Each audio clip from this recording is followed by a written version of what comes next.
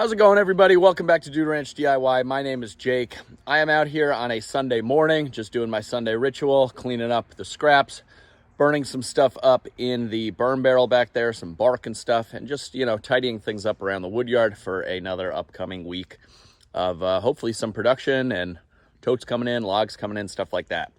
While I've been out here, I've been, just thinking kind of quietly to myself, and something that a lot of people have suggested and I, knew was something that I'd want to address at a certain point was all of the scrap that comes off of this Eastonmade 2228 with the attached conveyor and its lack of Grizzly bars. Now, it doesn't come with Grizzly bars. I know their larger conveyors do.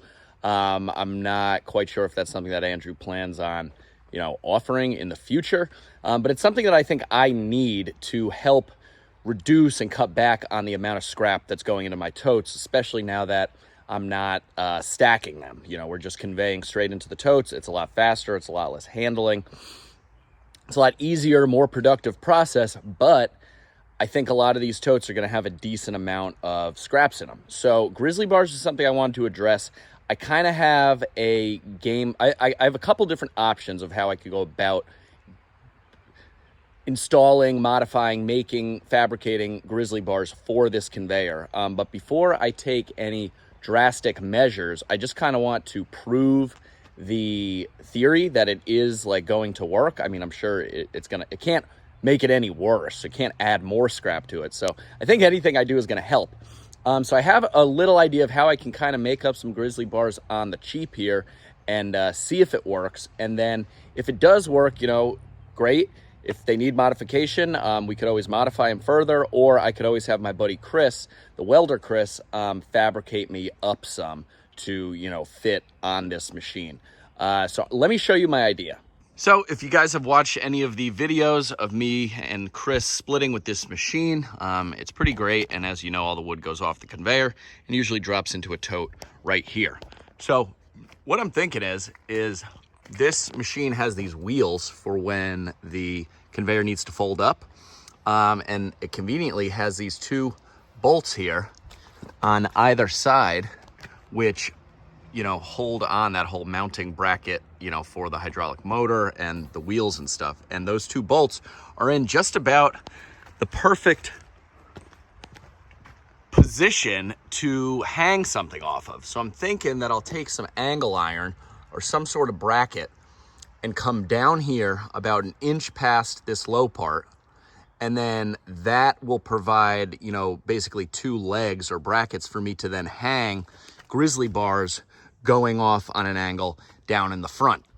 And what I'm thinking for those actual Grizzly bars, I'm kind of having my breakfast out here. I got my bacon, egg, and cheese on everything bagel and black iced coffee. But what I'm kind of thinking about here is, if you can excuse my very crude drawing, here's the conveyor, here's the wheels, here's those two bolts. Kind of have brackets come down, little legs, and then build a framework using more angle iron. And utilize these bars, the crossbars that come off of the tops of the IBC totes. I have a whole lid of all of, you can see it over there. All the plastic corners and all those metal bars off the top of the totes. And try to utilize these bars just as Grizzly bars, because they already have, an angle bent in them on each side. They already have a hole drilled in them.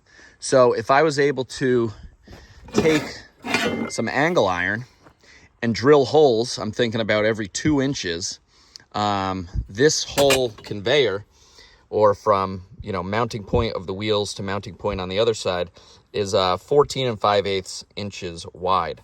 These bars are 38 1/4 inches long, so I think that would provide adequate filtration for the scraps to fall through. And I think if I space them 2 inches apart from each other, that would allow the bigger wood to kind of slide down off the Grizzly bars and all the scraps to drop down into another tote. And we can kind of see if this would help the process without cutting or welding anything onto this machine, because I don't really want to do that. I did talk to Andrew. He said he'd be fine with me modifying it, but I don't want to, you know, kind of count my chickens before they hatch. So I think using those 4 bolts would be a good starting point. And I'm going to go back into the garage and start cutting some metal and maybe some brackets. And we're going to kind of take this one step at a time. I've never really fabricated anything like this before, but I don't think it'll be too hard.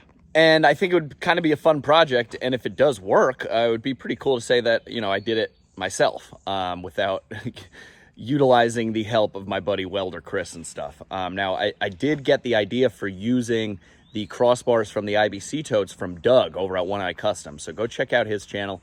He's kind of given me a little bit of guidance, and we were kind of spitballing some ideas the other day. I do have Doug came up with an idea for Grizzly bars as well, that kind of just sat on top of a tote.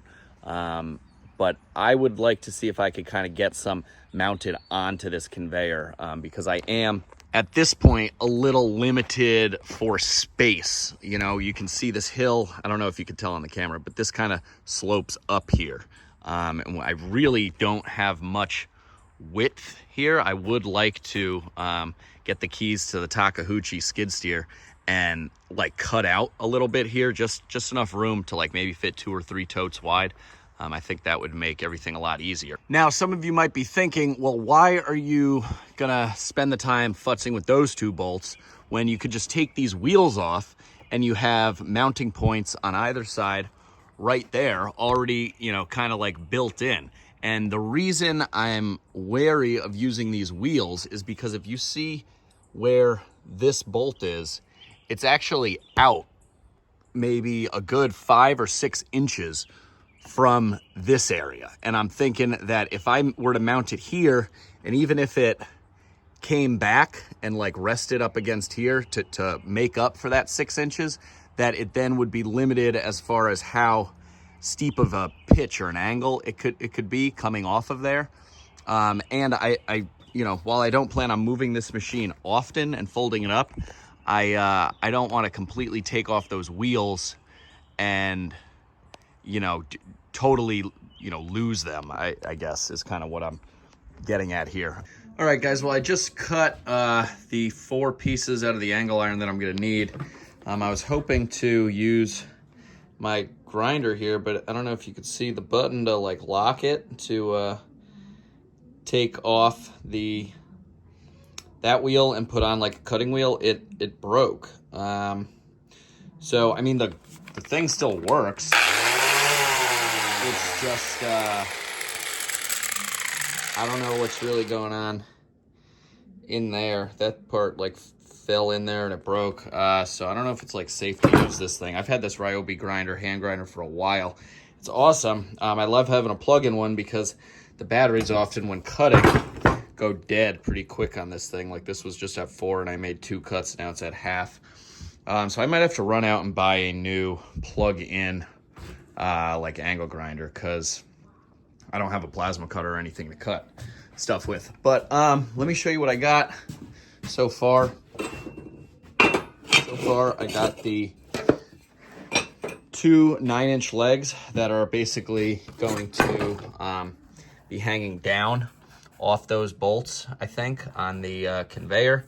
And then these are 2 14 and 5/8 where all of these IBC bars are going to be mounted to, you know, 2 inches on center, basically. So it's going to be kind of like the top and the bottom bookends there. So I got to get some appropriately sized holes drilled. Now my plan is to just reuse, since these holes on these bars are actually threaded. My plan is just, again, to keep things on the cheap and, you know, prove this theory, if this will actually help, is to just reuse all the screws that I take out of these IBC, you know, totes, and just reuse them. So I'm going to drill the appropriate size holes all along here with the drill press, and then we can get these bars kind of mounted up and try and do a little mock-up. Now I'm filming all this with my iPhone. I apologize. All of my camera gear is actually in my pickup truck, which Sarah and I left at a parking lot yesterday because we had to meet up and take 1 car. So we still have to go get my truck with all my other camera gear in it. but that's no big deal.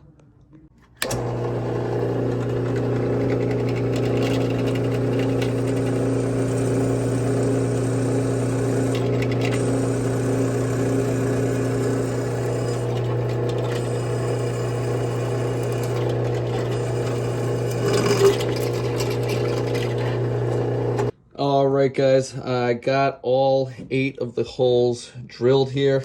I made a mistake and drilled a hole up here. I originally was going to do them all along here. That way the bars were kind of flush up against the angle iron, but then I realized that the screws that hold these bars in have this washer, and that was going to pose an issue getting it tight up against there. So I knocked them all down to be centered in the angle iron, which ultimately I don't think will make a big difference. So I'm going to bolt on, you know, this half to these bars and see how it looks. Okay, guys, this is where I'm at so far.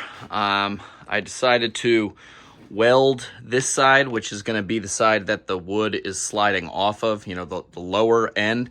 And I did that because I needed it to be flush or even above this angle iron. That way none of the wood would get caught up as it's sliding down. If this angle iron was flipped around the other way, with the open side facing this way and this over these bars, I was afraid that this little like 1/4-inch lip would start catching, or the wood would start catching on that lip and create like a buildup and backup. So with this, all of these bars are, as you can see, welded up above the top of that, albeit pretty poorly welded. This stuff is really thin, and I was just blowing right through it, and I'm obviously not the best welder in the first place, but it's all welded. This side, as you can see, is bolted up above, and you know, this is going to be underneath the end of the conveyor, so the wood ideally should be like hitting somewhere around here, and that's going to be up and back. Now that's kind of what I'm thinking to mount it, and I'm not quite sure how I'm going to do that, so I need to figure that out next. Again, I'm sorry for the shaky camera and everything. I'm limited to just my iPhone and no tripods today. Okay, guys, so this is where I'm at so far. Since I last filmed, I cut some diamond plate, these little tabs, mounting tabs, and welded them on to the angle iron to provide for, you know, the adjustment there of this once it's fixed to the conveyor. The last thing I need to do is go measure the spacing of those 2 bolts that hold on the wheel brackets on the conveyor, and then I'm going to need to drill out those 2 holes. I believe they're like 1/2-inch holes, and I'm going to need to do 4 of them, 2 here and 2 over there, to allow for mounting to the conveyor. So this thing, albeit, you know, it's pretty rough, this is kind of, again, you know, like a proof of concept, just to see if it will work. You know, I actually tested out some different spacing here. As you can see, this is wider. The rest of them are a little bit narrower, so we'll see how that works.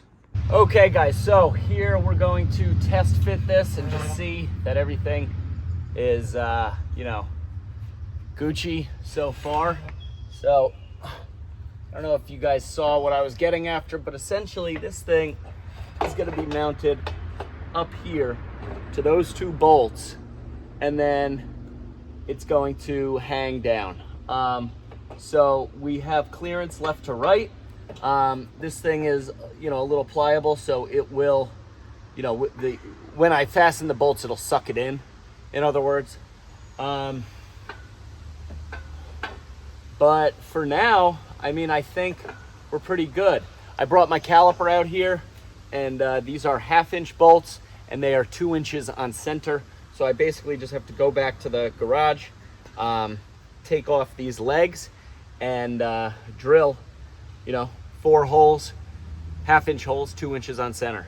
Well, guys, with a bunch of struggle, we got these makeshift Grizzly bars bolted on. I, by accident, drilled the mounting holes on this bracket, you can see how there's some holes over there on the right side.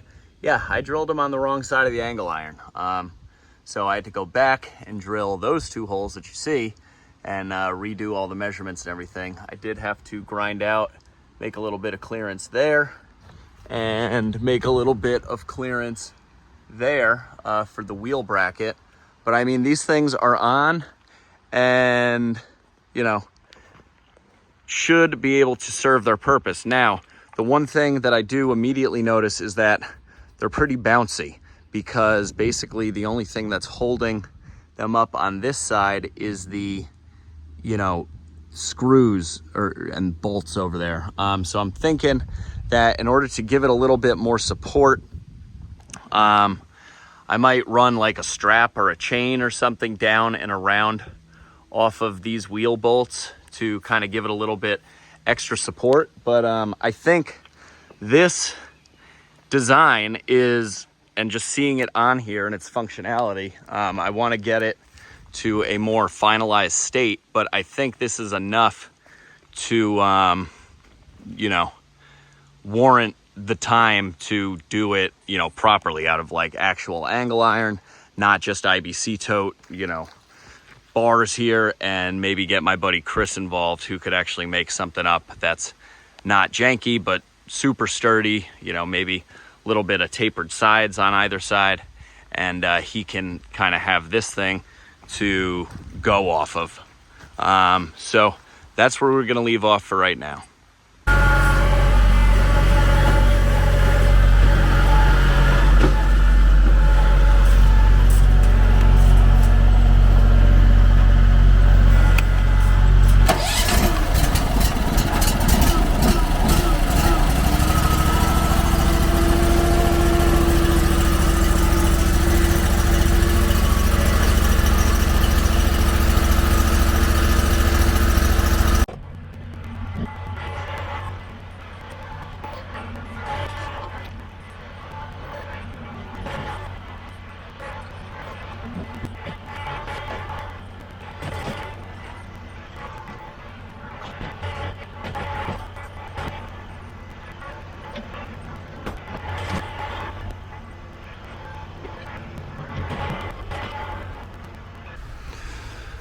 All right, guys, we are back the next day, and I just showed Chris my Grizzly bar contraption, and we actually just made a couple improvements to it.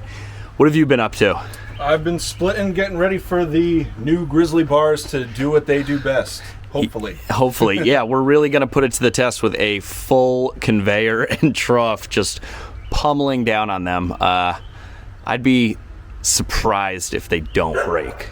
Yes. But let me show you what we got going on here. Well, obviously you saw I came in, we needed some more room with the bucket and the Piranha tooth bar, and just excavated out a little bit, just very roughly, so that we could set this up. We got a white oak 4x4 here, cut a notch in it, put the angle iron in there, and it's supporting the Grizzly bars. I mean, they're fairly sturdy, but I do think that they need sides of some kind. Yeah. I'm worried that all the wood is just going to fall off and it's going to make a mess. If that's the case, we will probably just take them off and continue splitting, because we got a lot of wood to split between what's cut up here and that big log pile. So let's give it a shot. All right, guys, here we go.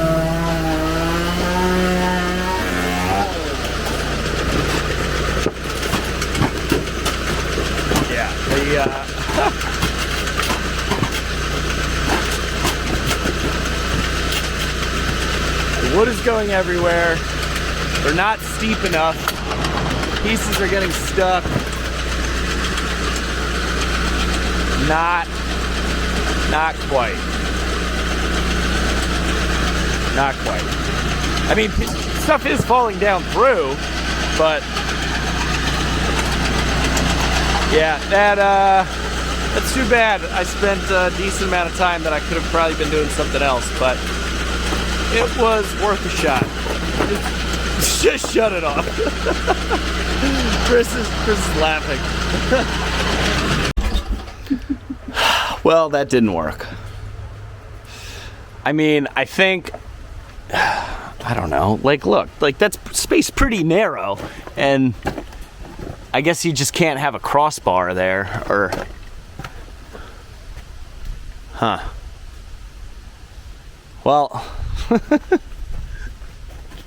Some of them made it in. Some of them did make it in. It wasn't a total failure. Wasn't a total failure, but we need to go back to the drawing board, and I think we're gonna get welder Chris involved on this. Yeah, it almost seems like we need to lose the wheels, make the Grizzly bars wider, Yeah. and put the sides on, because running up the conveyor, they're kind of walking up the sides of the conveyor as well, and when they fall off the top, you know, from this face here, you know, they're coming down, they're hitting the tire, they're bouncing back in, or they're bouncing back out. Yeah. So if we remove the tire and make the Grizzly bars as wide as this frame, potentially it could work a little bit better. Yeah, I mean, ideally I would like to leave the tires on so that the thing is theoretically always able, like, ready to be moved, but maybe just make something wider than the tires, like drop down here a little lower, Right. kind of thing, and wider, that way the tires aren't really in the way, and when you do want to fold up the conveyor, all you got to do is, you know, pull 2 pins or something instead of bolts. That way you can just pop the Grizzly bars off and fold it up. So, you know, as usual, I'll probably leave the design, most of the design process, the intricacies, to welder Chris. We just come up with the genius ideas, and then he executes them. And goes crazy in the process. Yes, and yes, he does. But he makes some good stuff, so it'll be well worth it. All right, guys, so that's probably going to wrap up this video on these Grizzly bars. In theory, the theory is good, but the design process was flawed. And that is no fault but my own. I kind of just threw these together with stuff that I had in the garage.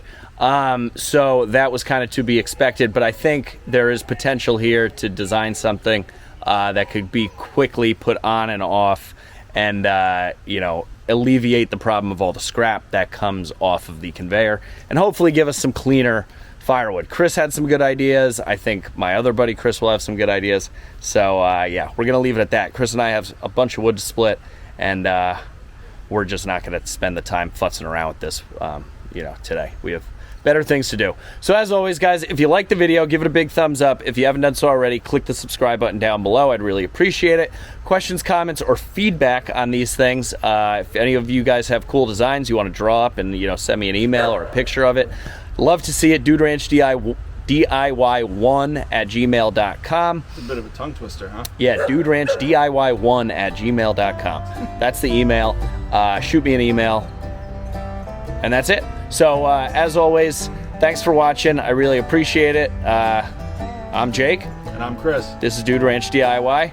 We'll catch you on the next one. Forgot your lens there, huh? I did.